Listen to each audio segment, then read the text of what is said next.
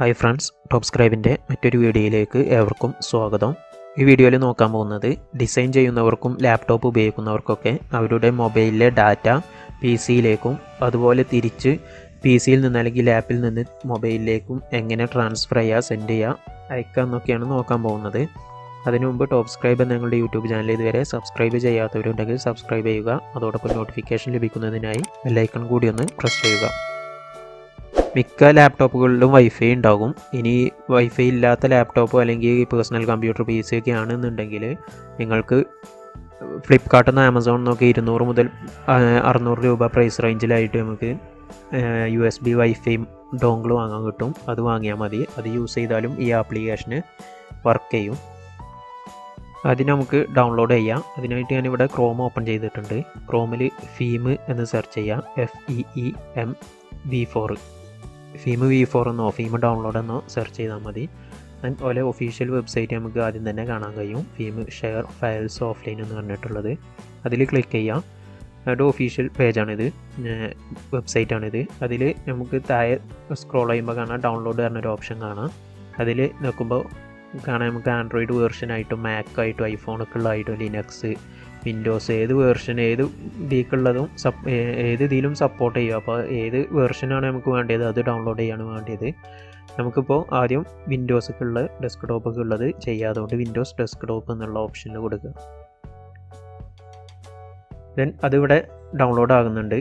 അതോടൊപ്പം മൊബൈലിൽ play store എടുക്കുക. മൊബൈലിൽ പ്ലേ സ്റ്റോർ എടുത്തിട്ട് അതിൽ നമുക്ക് ഫീമെന്ന് മുമ്പ് സെർച്ച് ചെയ്ത പോലെ ഫീമെന്ന് സെർച്ച് ചെയ്യാം. ഇത് മൊബൈലിലും സൈറ്റിൽ കൂടെ പോയി ക്രോമിൽ കൂടെ കയറിയിട്ട് ഡൗൺലോഡ് ചെയ്യാം. ഞാനിവിടെ ഫീം നമുക്ക് പ്ലേ സ്റ്റോറാണ് കുറച്ചുകൂടി നല്ലതെന്ന് കരുതിയിട്ടാണ് പ്ലേ സ്റ്റോർ കൂടെ ഡൗൺലോഡ് ചെയ്യുന്നത്. ഞാൻ അതിൽ ഇൻസ്റ്റാൾ കൊടുക്കുക.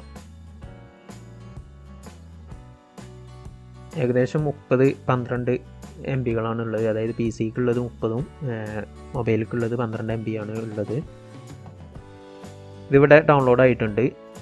മൊബൈലിൽ പ്ലേ സ്റ്റോറിലായതുകൊണ്ട് തന്നെ ഇങ്ങനെ ഓട്ടോമാറ്റിക്കായിട്ട് ഇൻസ്റ്റാൾ ആയിക്കോളും. ഇനി മറ്റേത് പി സിയിലുള്ളത് നമുക്ക് റൈറ്റ് ബട്ടൺ നോക്കി ഷോ ഫോൾഡർ കൊടുത്ത് അതിൻ്റെ ഫോൾഡറിലേക്ക് പോയി ഒരു സിപ്പ് ഫയലായിട്ടാണ് ഡൗൺലോഡ് ചെയ്തിട്ടുള്ളത്. അത് എക്സ്ട്രാക്റ്റ് ചെയ്യാം. ഞാൻ ഇവിടെ തന്നെ എക്സ്ട്രാക്റ്റ് ചെയ്യുകയാണ്. ദെൻ അത് ഇപ്പോൾ അതിൻ്റെ ഫയൽ വന്നിട്ടുണ്ട്. ഇനി നമുക്കതൊന്ന് ഡബിൾ ക്ലിക്ക് ആക്കിയിട്ട് ഇൻസ്റ്റാൾ ചെയ്യാം. ലാംഗ്വേജ് ഇംഗ്ലീഷിൽ തന്നെ ഞാൻ ഓക്കെ കൊടുക്കുകയാണ്. ദെൻ അവിടെ ക്രിയേറ്റ് ഡെസ്ക്ടോപ്പ് ഷോർട്ട് കട്ട് ഉള്ളത് ടിക്ക് ഇട്ടിട്ടുണ്ട്. അതേപോലെ ഇൻസ്റ്റാൾ എന്ന ഓപ്ഷനും കൊടുത്ത് ഇത് പെട്ടെന്ന് ഇൻസ്റ്റാൾ ചെയ്യാനൊക്കെ സിമ്പിളാണ്, അധികം പ്രൊസീജിയറൊന്നുമില്ല. ഞാൻ ഇൻസ്റ്റാൾ ചെയ്തതിന് ശേഷം നമുക്കിത് ഫിനിഷ് എന്നുള്ള ഓപ്ഷനിൽ നോക്കിയിട്ട് കംപ്ലീറ്റ് ചെയ്യാം.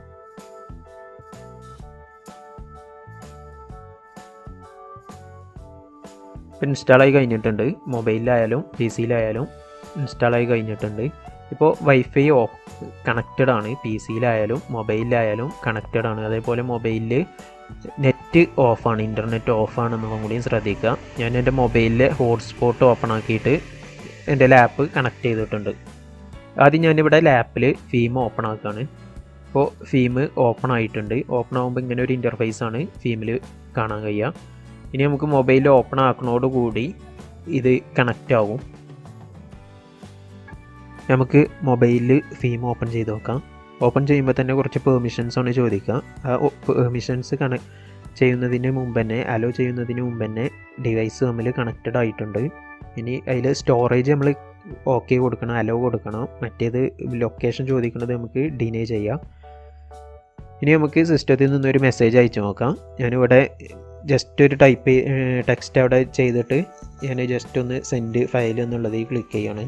അതോടുകൂടി മൊബൈലിലെത്തിയത് നമുക്ക് കാണാൻ കഴിയും. ഇനി അതേപോലെ മൊബൈലിലാണെങ്കിലും നമുക്ക് മെസ്സേജ് അയക്കാൻ ജസ്റ്റ് ടൈപ്പ് ചെയ്ത് കണ്ട് ആരോ ബട്ടൺ നിൽക്കിയാൽ മതി.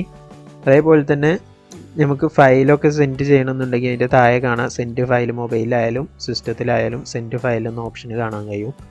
നമുക്ക് ഏത് ഫയലും ആണെങ്കിലും ഇവിടുന്ന് സെലക്ട് ചെയ്യാൻ കഴിയും. നമ്മുടെ മൊബൈലിലുള്ളതായാലും ഇതായാലും ഒക്കെ. ഞാനിപ്പോൾ ഒരു വീഡിയോ എടുത്തൊരു 36 MB ഒരു വീഡിയോ എടുത്തിട്ട് സെൻഡ് ചെയ്യാണ്.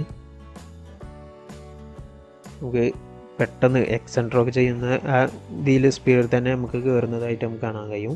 അതേപോലെ സിസ്റ്റത്തിൽ നിന്നാണെങ്കിലും സെൻഡ് ഫയൽ എന്നുള്ള ഓപ്ഷനിൽ ക്ലിക്ക് ചെയ്താൽ നമുക്ക് ഫയൽ സെലക്ട് ചെയ്യാനുള്ള ഒരു ഓപ്ഷൻ വരുന്നുണ്ട്.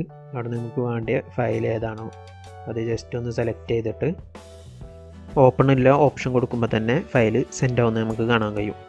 ഇനി മുകളിൽ നമുക്ക് കാണാം ഇതിൻ്റെ പേര് പല അയാം പറഞ്ഞിട്ട് വേറെ കുറേ പേരാണുള്ളത്. അത് നമുക്ക് മൊബൈലിൻ്റെ ആയാലും രണ്ടായാലും ചേഞ്ച് ചെയ്യാൻ കഴിയും. അവിടെ കാണുന്ന 3 ലൈൻസിൽ ക്ലിക്ക് ചെയ്തിട്ട് ഡിവൈസ് സെറ്റിങ്സ് ഉള്ള അതിൽ നമുക്ക് ഡിവൈസ് നെയിമൊക്കെ ചേഞ്ച് ചെയ്യാൻ കഴിയും.